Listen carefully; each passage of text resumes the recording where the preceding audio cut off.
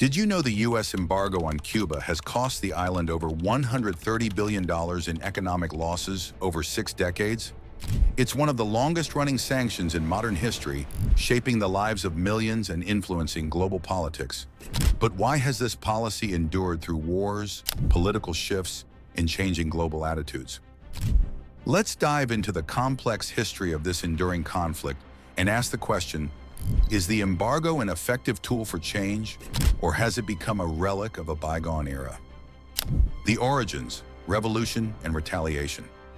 To understand the embargo, we must go back to the late 1950s, when Cuba was a nation in turmoil. Under the rule of U.S.-backed dictator Fulgencio Batista, Cuba was a playground for foreign investors and wealthy elites. American corporations dominated key industries like sugar, tobacco, and tourism, while ordinary Cubans lived in poverty. In 1959, Fidel Castro led a revolutionary movement that overthrew Batista's regime. The revolution promised equality and independence, but it came at a cost. Castro's government began nationalizing U.S.-owned businesses, including sugar plantations, oil refineries, and casinos, without compensation. This move angered the United States, which had long dominated Cuba's economy. By 1960, President Dwight D. Eisenhower imposed the first economic sanctions, cutting off sugar imports, a key revenue source for Cuba. This marked the beginning of what would become one of the longest-lasting trade embargoes in modern history. But the story doesn't end there. Castro's alignment with the Soviet Union turned Cuba into a Cold War battleground. The U.S. saw Cuba as a threat, not just because of communism, but because of its proximity to American shores. This set the stage for one of the most dangerous moments in history, the Cuban Missile Crisis. The Cold War escalation. In 1962, the world stood on the brink of nuclear war. The U.S. discovered Soviet nuclear missiles stationed just 90 miles from Florida in Cuba. For 13 days, the world held its breath as the U.S. and the Soviets engaged in a high-stakes game of diplomacy and brinkmanship. The crisis ended with the removal of the missiles, but it solidified Cuba's role as a symbol of Cold War defiance.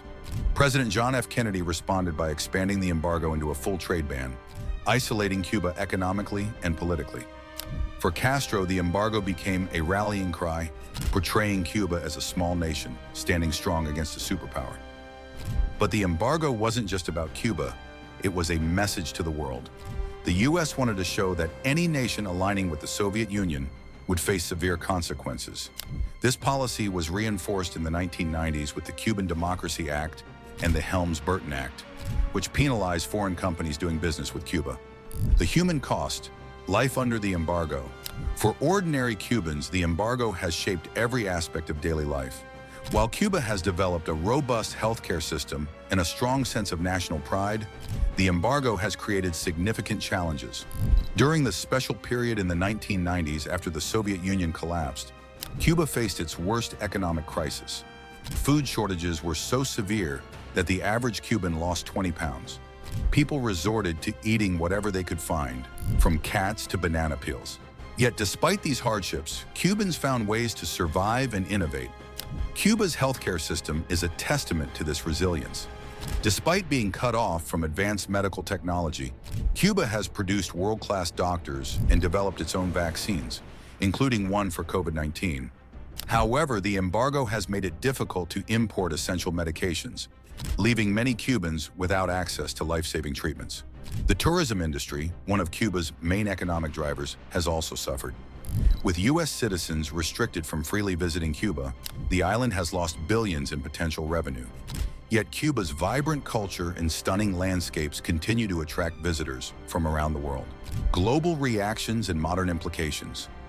The embargo hasn't just affected Cuba, it's also shaped global opinion of the United States. Since 1992, the United Nations General Assembly has overwhelmingly voted to condemn the embargo every year. In 2023, 185 countries voted to end the embargo, with only the U.S. and Israel opposing the resolution. Many nations see the embargo as an outdated relic of the Cold War, one that punishes ordinary Cubans more than it pressures the government.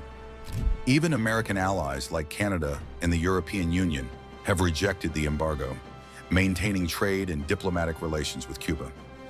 In recent years, there have been moments of hope. In 2014, President Barack Obama made a historic move to normalize relations, easing travel restrictions and reopening embassies. However, subsequent administrations reversed many of these changes, reinstating stricter sanctions. The future of the embargo. As of 2025, the embargo remains one of the most debated topics in U.S.-Cuba relations. While younger generations in both countries favor lifting the embargo, political inertia and ideological divides keep it alive.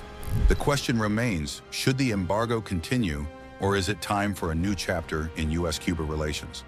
Some argue that the embargo gives the U.S. leverage in negotiations, while others believe it's an ineffective policy that harms ordinary Cubans. The U.S. embargo on Cuba is more than just a policy. It's a window into decades of geopolitical tension, economic challenges, and human resilience.